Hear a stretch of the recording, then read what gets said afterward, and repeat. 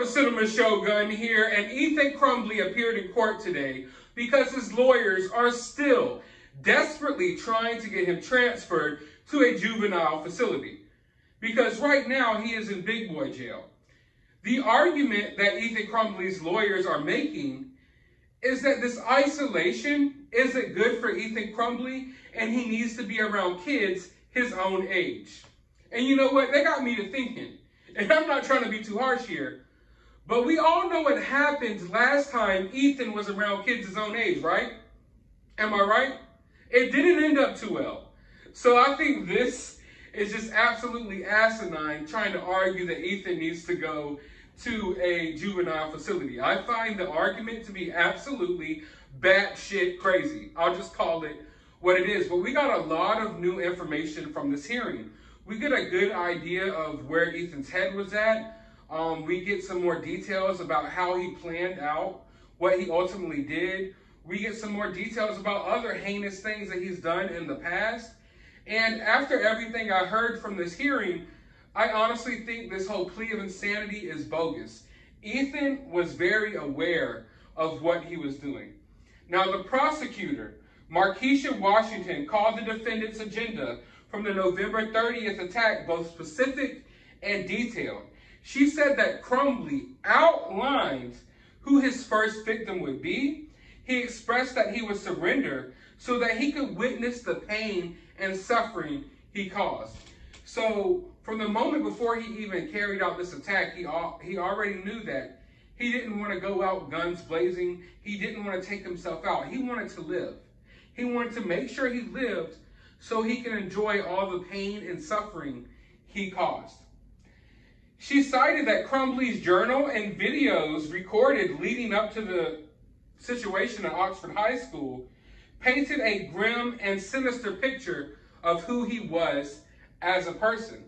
Despite the defendant's biological age, he discussed topics and interests well above that of an average 15-year-old, the prosecutor told Kwame Elrow in a text read with his friend, and in his journal, he outlined a plan to stalk.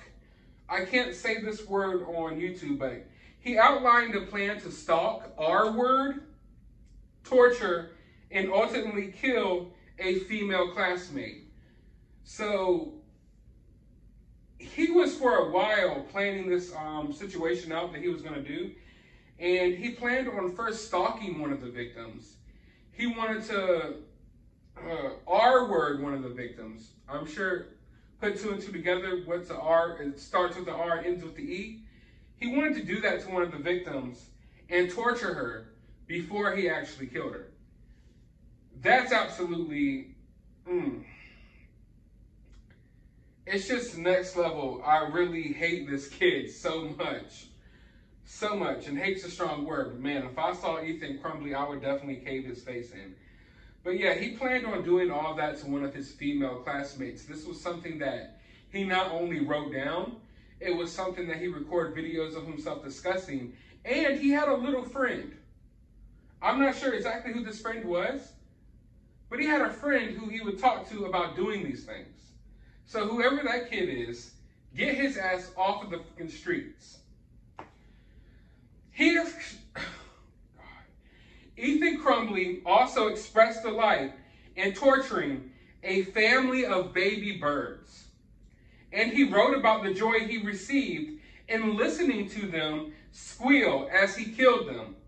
He spoke of his admiration for Hitler and Jeffrey Dahmer, specifically stating that when you die, you need to be remembered for a long time, doing something to make people think of you until time ends.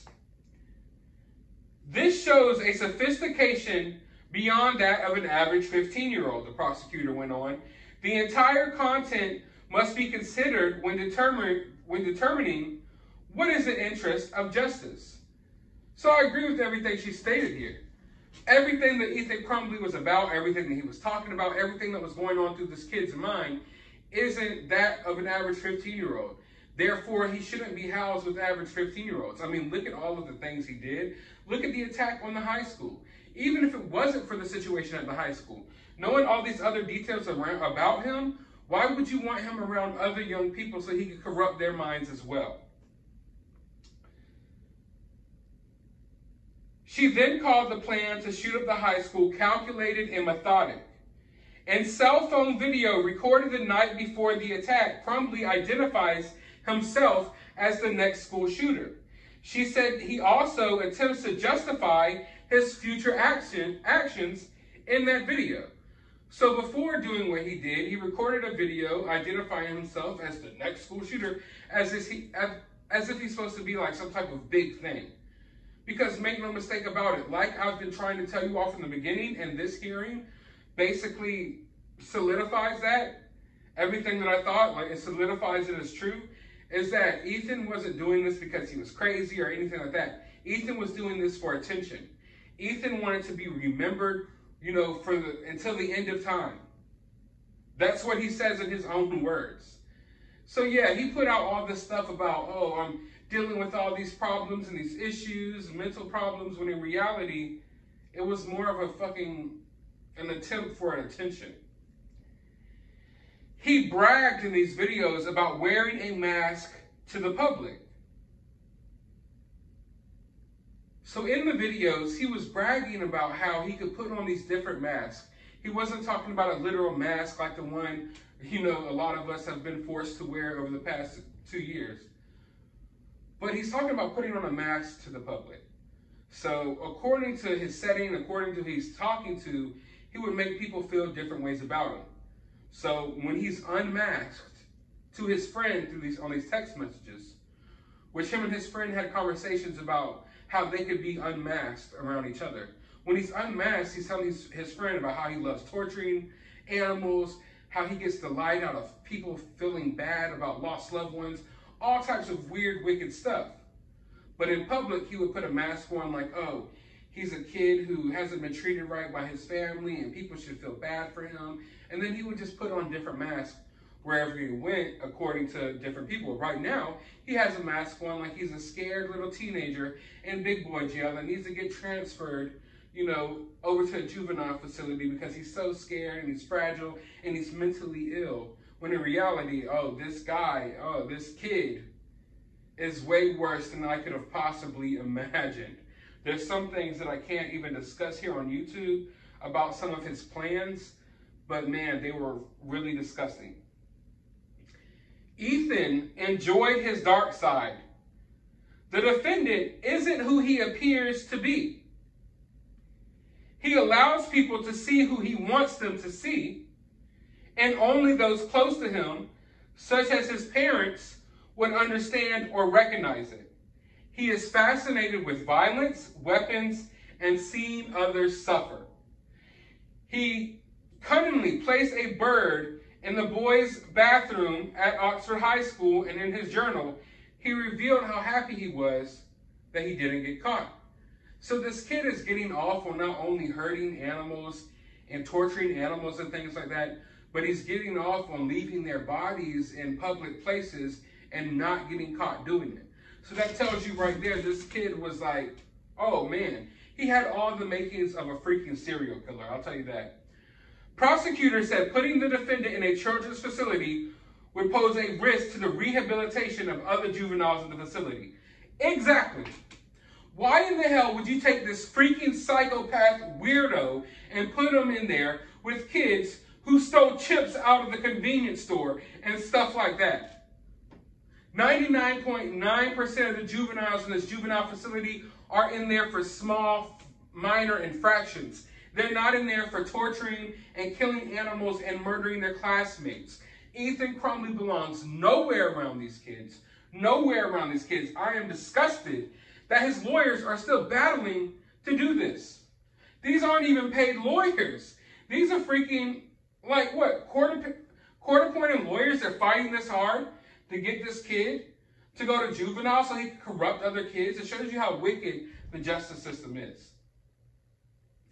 Attorneys for Ethan Crumbley asserted a mental health element to the allegations levied by prosecutors. They also tactically blamed the teen's parents.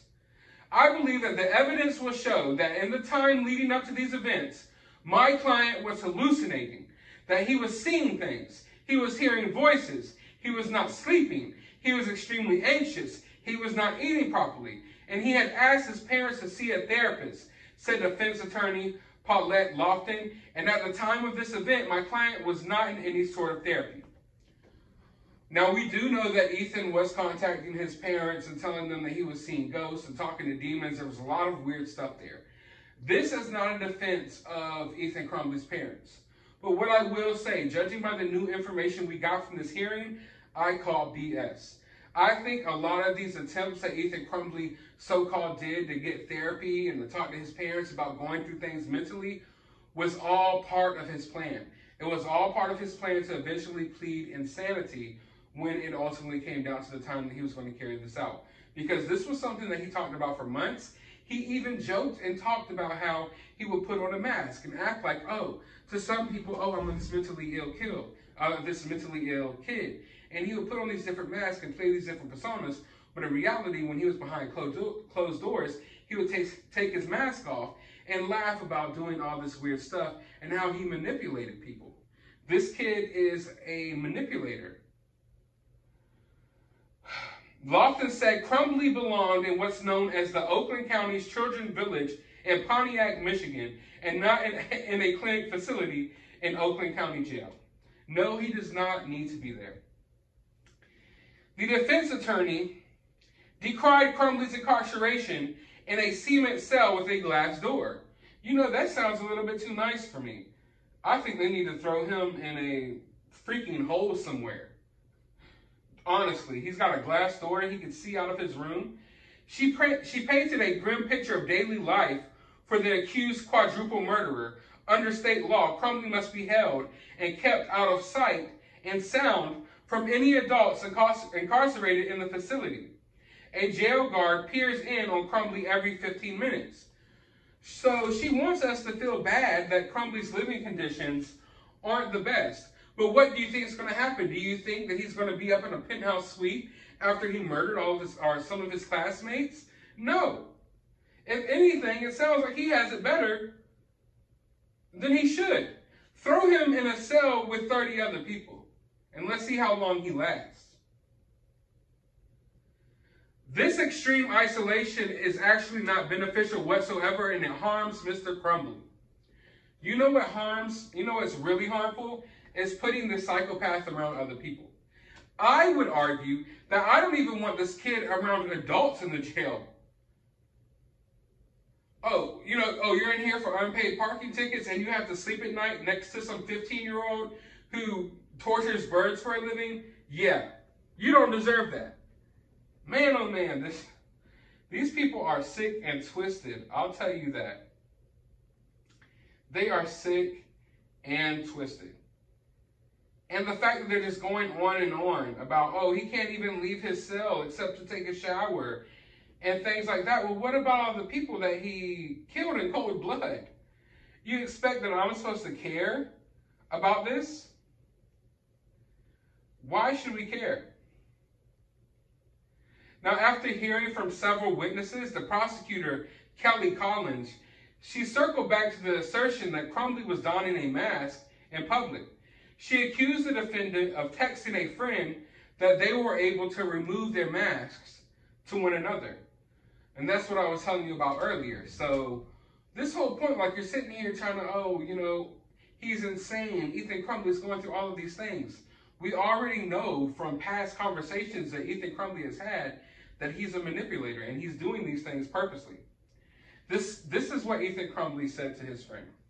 The scary thing is, I like being this fucked up, Crumbley said to his friend.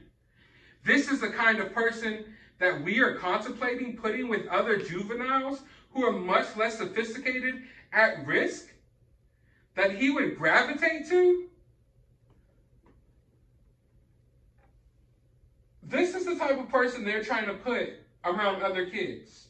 Someone who texted his friend and told his friend that he enjoyed being this messed up. He's not complaining to his friend about mental health issues. He's telling his friend how much he enjoys this stuff.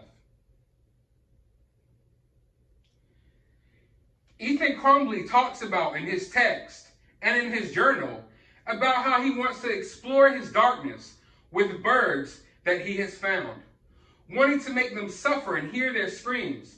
And he doesn't want to stop at the text. He doesn't stop at writing in his journal. He goes on to actually record videos of him doing those things. And you'll hear it in his voice. You will hear the suffering of the bird, and you will know that it's not just words. It's not just thoughts. It's things that he has set about to do. His word that he uses is that he wants to torture those birds. You'll see the video. You will see a picture of a separate bird that has been decapitated, that he writes about in his journals, having taken it, and he is thrilled that he didn't get caught, and finds others foolish or stupid for not catching him.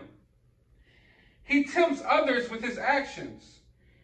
He reveals them, and the only people who had an opportunity to do anything about it, those who lived with him 24/7, did nothing. Talking about his parents. If these don't amount to prior delinquent acts, I don't know what would, and that is one of the factors that this court is bound to consider when it comes to transferring Ethan Crumbley to a juvenile facility. So you see here, folks, not only was Ethan Crumbley doing these things, like I told you all earlier, he was getting off on the fact that people weren't catching him. So he would torture animals, he would take them to school, leave them around the school, and get off on the fact that he wasn't caught. He wasn't caught being the one that did it.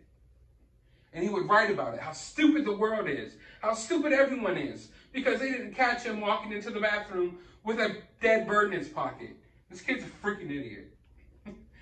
Collins said Crumbley contemplated the pros and cons of dying in a blaze of glory after the alleged attack, but decided that he wanted to remain alive so he could be remembered forever like his evil heroes.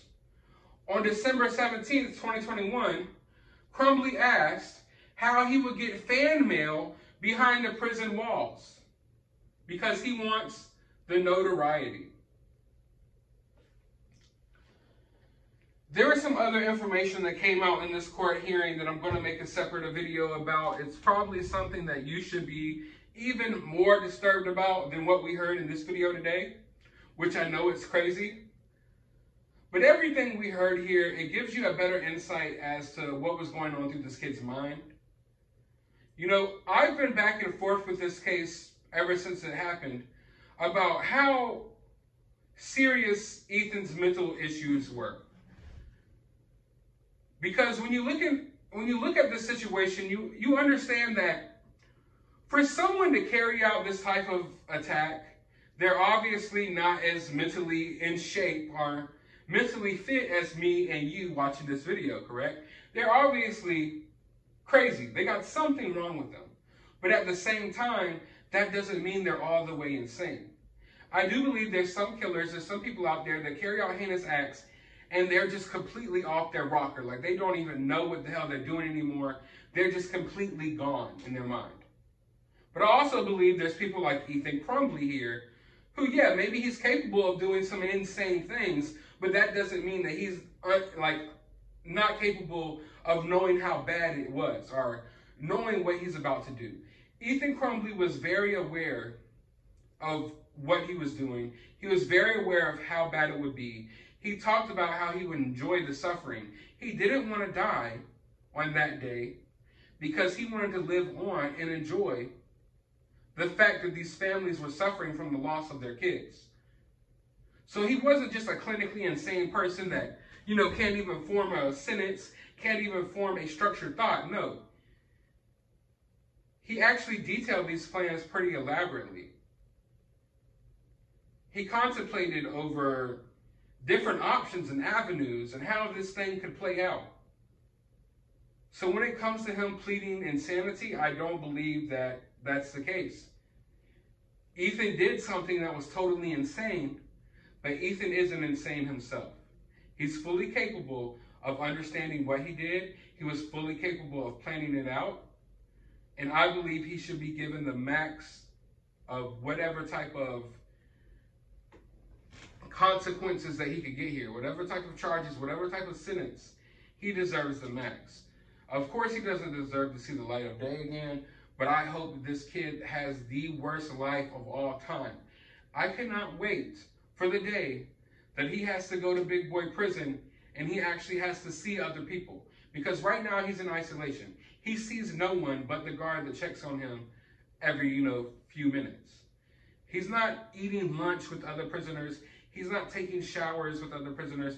He's not, playing cards with other prisoners. When the day comes that Ethan is let out into the general population of that prison, it is a wrap for Ethan. It is a wrap for him. A kid like that will never survive in prison. But I want to know your thoughts about the situation down in the comments below. Like I said, I do have some more details that came out today that are extremely disturbing. And I'm going to make another video about that. But for now, let me know your thoughts. Hit that thumbs up button. If you would like to support this channel, you could do so in many ways. I mean, sharing the video, liking, and commenting goes a long way in supporting my channel. But also, you can take it one step further. I have my Cash App below if you would like to donate to the channel. It helps grab new equipment. I do got some new equipment. I just haven't set it up yet. So I hope you all are ready for that. But also, you could become a channel member and get exclusive access to members-only videos. I just put out a 30-minute video about Bob Saget, talking about some of the details in that case and some of my suspicions around that case that I don't want to talk about on the main channel of YouTube. So if you would like to become a channel member, you can get access to that video today. But as always, find some time out of your day to go watch a movie.